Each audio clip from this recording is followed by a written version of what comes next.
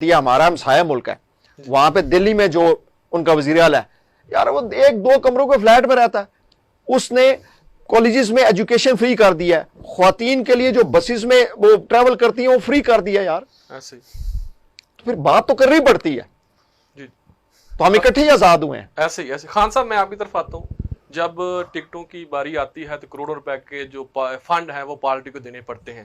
اب دیکھیں نا, جب عام آدمی کی بات کی جاتی ہے کہ عام آدمی سے کوئی باہر آ کر وہ الیکشن لڑے, اب دیکھیں نا جن کے پاس سرمایہ نہیں ہے, پارٹی کی بھی شرائط ہوتی ہیں کہ اسٹرانگ بندے کو الیکشن لڑایا جائے, اور یہ شرائط جو ہیں چیئرمین جو ہیں جی الیکٹیبل ان کی بھی ہوتی تھی. الیکٹیبل کا کہتے ہیں کہ جی الیکٹیبل ہے, اور یہ بالکل صحیح بات ہے. ہاں, کہ آپ اس کو کیسے ختم کیا جا سکتا ہے, کیونکہ پارٹی کی زیادہ ترجیح اسی پہ ہوتی ہے کہ جن کے پاس پیسہ اور مال ہوگا ٹکٹ اس کو دی جائے گی.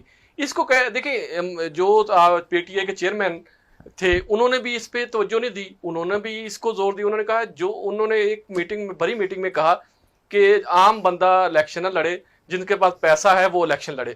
تو یہ کدھر گئی وہ ساری چیزیں کہ جس نے کہا تھا کہ میں ایک ریڈی والے کو بھی کھڑا کر دوں گا تو وہ الیکشن جیت جائے گا, تو یہ کیا ہے؟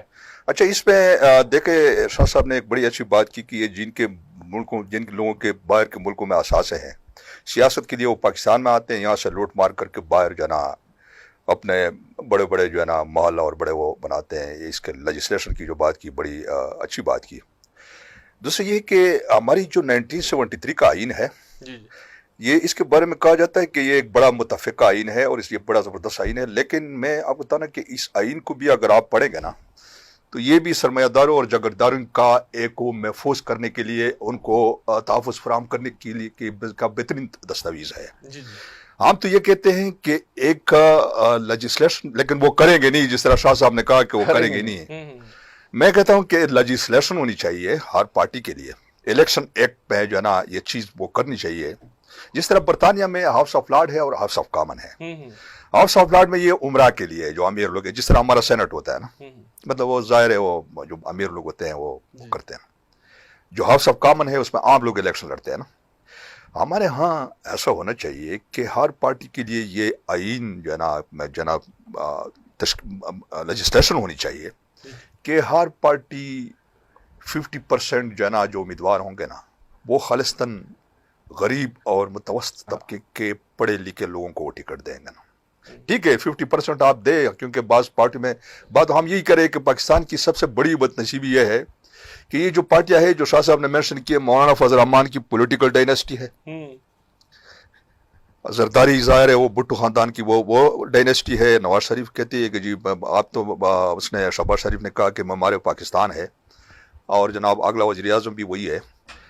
تو سوال یہ ہے کہ جب اگر ایسی کوئی لیجسلیشن ہو جائے کہ ٹھیک ہے یہ جو موروثی سیاسی پارٹیاں ہے, ٹھیک ہے 50% ان کا کوٹا ہوگا ہر پارٹی, اور 50% خالصتاً آپ پڑھے لکھے لوگوں کو دیں گے, جو ویل لرنڈ پیپل ہے, ٹھیک ہے نا, یہ ٹکٹ دیں گے. اگر آپ اس کرائٹیریا کو فل نہیں کریں گے تو پھر آپ الیکشن میں جانے کے اہل نہیں ہوں گے.